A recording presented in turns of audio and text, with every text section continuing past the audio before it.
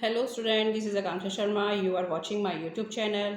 और आज मेरा टॉपिक है, इससे पहले मैंने वीडियो में बताया था परचेज ऑफ गुड्स को आपको किस तरीके से ट्रीट करना है। तो गुड्स तो कहीं मेंशन होती ही नहीं, उसके लिए आपको सेल या परचेज अकाउंट ही में डेबिट या क्रेडिट करने होते हैं। तो मेरा आज भी टॉपिक सेम ही है कि जहाँ जहाँ पे आपकी जो गुड्स हैं, अगर आपने उनको फ्री सैम्पल्स में दे दिया है, कहीं चैरिटी में दे दिया है, एडवर्टाइजमेंट में दे दिया है, चैरिटी वो फ्री सैम्पल्स में वही आ जाएगा। अगर आपने गुड्स को विड्रॉन कर लिया है इट इज़ प्रोप्राइटर ने, और गुड्स का आपने फर्नीचर बना लिया है, या गुड्स आपकी लॉस हो गई हैं ट्रांजिट में, ट्रांसफ़र करने में, जगह से एक जगह से दूसरी जगह पहुंचाने में, चोरी हो गई, कुछ भी हुआ है उसके साथ मिस हैपनिंग, तो जहाँ जहाँ गुड्स का इस तरीके से ट्रीटमेंट हुआ है तो वहाँ वहाँ क्या करना है, वहाँ वहाँ परचेज़ अकाउंट को क्रेडिट कर देना है।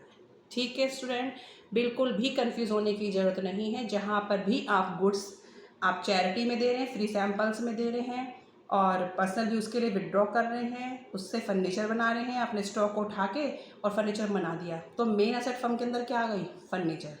तो वहाँ पे आपको परचेज अकाउंट को क्रेडिट करना है। ठीक है, आपकी गुड्स फायर में ख़राब हो गई हैं, थेफ्ट में चोरी हो गई हैं, ट्रांजिट जब आपकी लॉस्ट हो गई ट्रांजिट में, और damage by fire and insurance company claim accept 2300 रुपये का।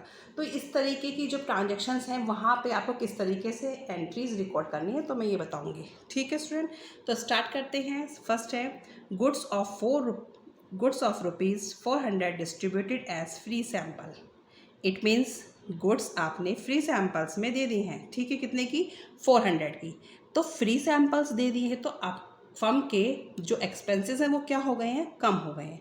तो क्या एंट्री हो जाएगी? एडवर्टाइजमेंट अकाउंट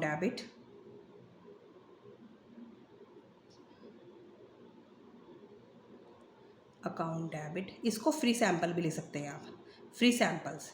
ठीक है, टू परचेज अकाउंट, ये आपकी एंट्री बनी। ठीक है, advertisement account debit to purchase account, या फिर फ्री सैंपल भी ले सकते थे। तो आप यहाँ पे नरेशन क्या डाल देंगे? Being goods distributed as free sample, इसको शॉर्ट में लिख देना। वो मैंने आपको लिखना बता दिया किस तरीके से नरेशन डालनी है। ठीक है, 400 एंड 400, 400 की आपने ऐसे ट्रीटमेंट किया है, उसका समझ आ गया। सेकंड देखिए, goods costing 700 given as charity, sale price 800। अब गुड्स कितने की कॉस्टिंग थी? 700 की, सेल प्राइस कितना है? 800। तो आपका हिस्टोरिकल कॉस्ट जो कॉन्सेप्ट है वो क्या कहता है? विच एवर इज़ लेस, जो भी वैल्यू कम हो सेल प्राइस से, कॉस्टिंग से। तो कौन सी कम है? 700। तो 700 हम ले लेंगे, बट गुड्स की बात हो रही है, किस में दे दी? चैरिटी में। तो क्या एंट्री हो जाएगी?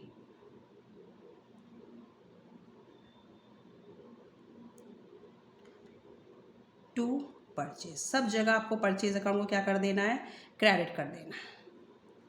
समझ आ रहा है? और विच एवर इज लेस, 700 का जो भी आपका इन दोनों में से कम हो। कॉस्ट प्राइस सेल प्राइस जब भी गिवन होती हैं तो जो भी कम है आप वो लेंगे। ठीक है, being goods given as charity, मैं थोड़ा शॉर्ट में लिख देती हूँ, आप समझ जाना स्टूडेंट। ठीक है, नेक्स्ट देखिए, withdrawn goods for personal use cost 600, cell price 800। Goods withdraw कर ली हैं पर्सनल यूज़ के लिए, और कॉस्ट कितना था उसका? 600, और सेल प्राइस कितनी है उसकी? 800। Cell price 800। ठीक है स्टूडेंट, तो गुड्स विदड्रॉ करी है पर्सनल यूज़ के लिए। तो जब पर्सनल यूज़ के लिए आप कैश भी निकालते हैं या गुड्स भी निकालते हैं तो ड्राइंग्स हो जाती हैं। ठीक है, withdraw money for personal use, तो वो ड्राइंग्स हो गई। तो ड्राइंग्स तो हैं ही, लेकिन क्या किसकी बात हो रही है? गुड्स की।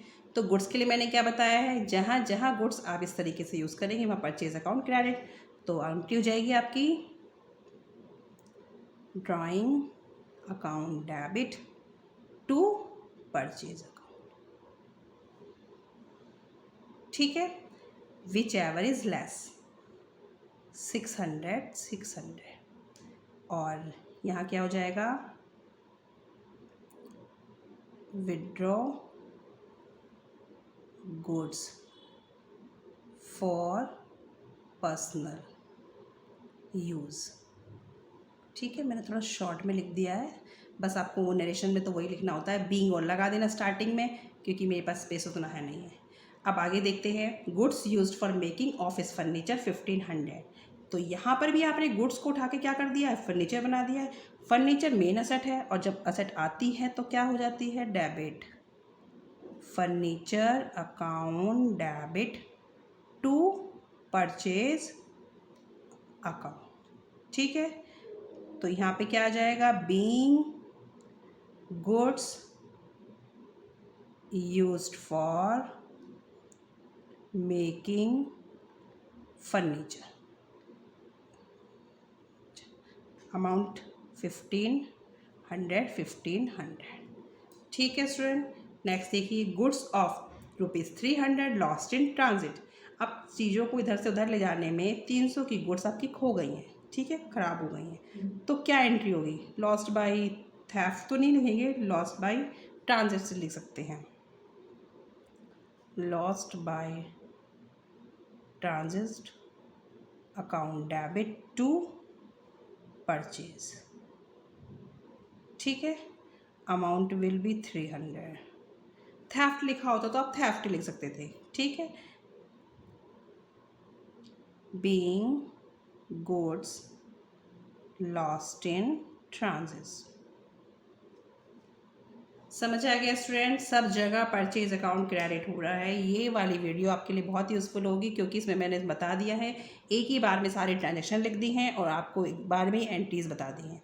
जहाँ जहाँ गुड्स आपकी इस तरीके से यूज़ हो रही हैं, वहाँ वहाँ परचेज अकाउंट क्रेडिट कर देंगे। ठीक है, goods damage by fire 3000, insurance company claim accept and paid claim 2300। तो इसकी जो एंट्री होंगी वो बहुत अच्छी एंट्री है।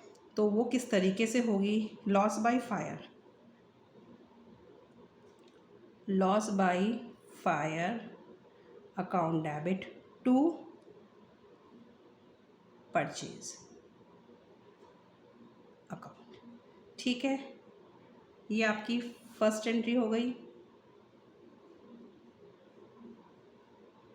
सेकेंड एंट्री इसकी क्या बनेगी, देखो अब, insurance company account debit to loss by fire account. और थर्ड क्या बनेगी इसकी, bank account debit P&L account debit to insurance company account. ठीक है स्टूडेंट, ये बहुत इंपॉर्टेंट ट्रांजेक्शन है। गुड्स डैमेज हुई हैं 3000 की, तो फर्स्ट एंट्री तो कॉमन एंट्री है, loss by fire to purchase, तो 3000 आप यहाँ डाल देंगे, 3000 आप यहाँ डाल देंगे। ठीक है, सॉरी। अब नेक्स्ट है insurance company accepted, insurance company ने क्लेम एक्सेप्ट कर लिया, तो वो इज़ द रिसीवर्स टाइम। तो इंश्योरेंस कंपनी क्लेम एक्सेप्ट कर रही है, तो वो रिसीवर है, तो उसने कितने का क्लेम एक्सेप्ट किया है, अभी तो 3000 का ही किया है, बट जब वो पे करेगी, पेड क्लेम 2300, 2300 उसने पे किए हैं, तो जो पैसा आया आप उसे यहाँ दिखा देंगे 2300, जो नहीं दिया है वो 700 आपके P&L अकाउंट में दिखाए जाएंगे, क्योंकि वो पैसा नहीं आया 700 का, तो प्रॉफिट एंड लॉस अकाउंट में वो डेबिट किया जाएगा 700 का अमाउंट। और इंश्योरेंस कंपनी जो अकाउंट आपने खोला था वहाँ तो वो रिसीवर थी, क्लेम एक्सेप्ट कर दी, अब वो गिवर हो गई क्योंकि वो पैसा देगी।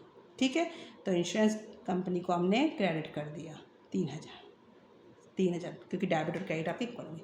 तो इसकी आपको 3 एंट्री बनी है, फर्स्ट, सेकंड एंड थर्ड। ये काफ़ी इंपॉर्टेंट है। Loss by fire to purchase simple है, सेकंड इंश्योरेंस कंपनी ने क्लेम एक्सेप्ट किया, देन पैसा रिसीव किया।